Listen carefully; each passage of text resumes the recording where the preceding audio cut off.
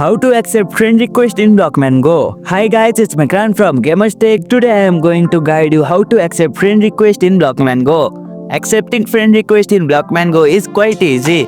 So without any delay, let's start the video.